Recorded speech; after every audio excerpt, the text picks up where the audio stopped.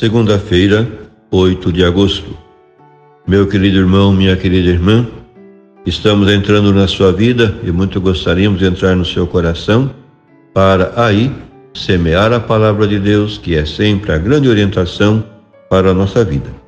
Nesta segunda-feira, celebramos a memória de São Domingos.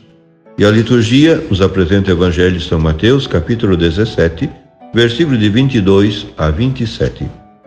Naquele tempo, quando Jesus e os seus discípulos estavam reunidos na Galileia, ele lhes disse: O Filho do Homem vai ser entregue nas mãos dos homens. Eles o matarão, mas no terceiro dia ele ressuscitará.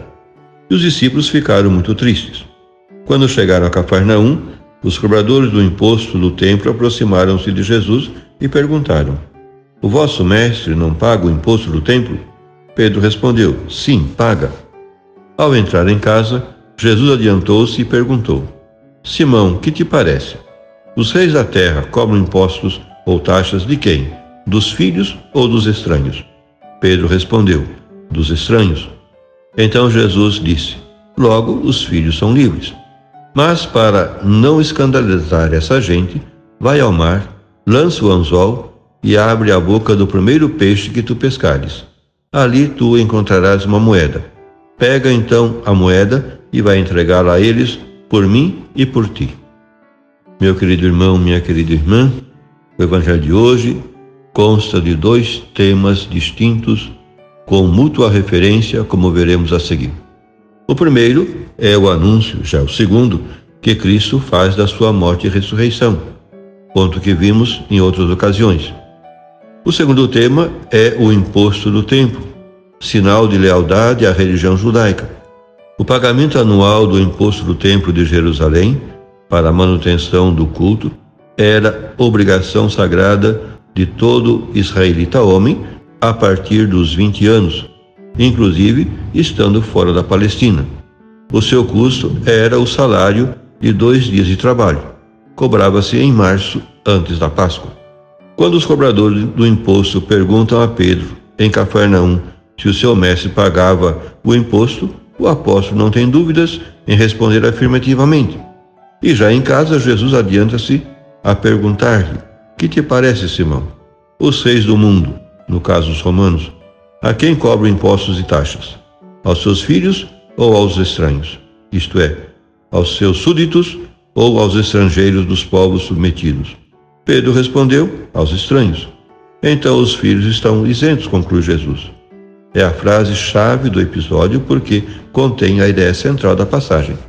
Partindo do imposto do templo, Jesus passou a falar dos impostos em geral, isto é, do imposto imperial dos romanos, que atormentava profundamente a consciência judaica do tempo de Jesus. Os publicanos eram os recebedores desse imposto, muito mais oneroso que o do templo, recebido por sua vez pelos levitas. A lei romana eximia do imposto imperial os que gozavam do direito de cidadania romana e cobrava-os aos aliados, às províncias submetidas e aos reinos satélites, nos quais, com este fim, se fazia o censo da população. Jesus é o Filho do Pai e maior que o próprio templo. Não estava, portanto, obrigado a um tributo cujo destino era o culto de Deus. Liberdade que torna extensiva aos seus discípulos, seus irmãos, que são filhos do mesmo Pai. Contudo, para não dar mau exemplo, renuncia ao seu direito e submete-se ao imposto do templo. Mas a forma humorística, digamos, de o pagar origina o milagre mais curioso de todo o Evangelho, quando diz a Pedro: Vai ao lago, lança o anzol, apanha o primeiro peixe que pescar, abre-lhe a boca e encontrarás uma moeda de prata, segundo o texto grego. Equivale a 4 dracmas. Recolha-a e paga-lhes por mim e por ti.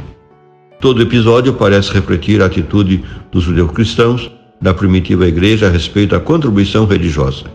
Como judeus que eram, conservavam uma grande devoção pelo templo de Jerusalém.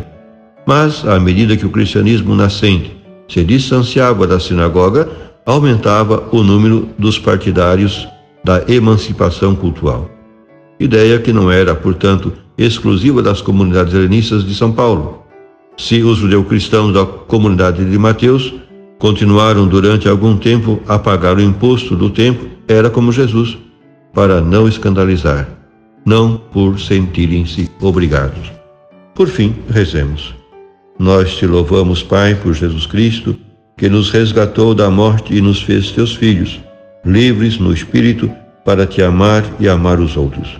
Porque o amor é o imposto que tu aplicas aos teus filhos. Somos, Senhor, o povo que nasceu da Páscoa, da morte e ressurreição gloriosa de Jesus. Como de Cristo, faz de nós o templo santo e da nossa vida o culto espiritual que te agrada. Cristo redimiu-nos para viver em liberdade. Mantém-nos firmes, Senhor, para que não nos submetamos de novo ao duro jugo da servidão do pecado. Amém. E a você, meu querido irmão, minha querida irmã, que me acompanhou neste encontro com a Palavra de Deus. Desça sobre ti a bênção de Deus Todo-Poderoso, Pai e Filho e Espírito Santo. Amém.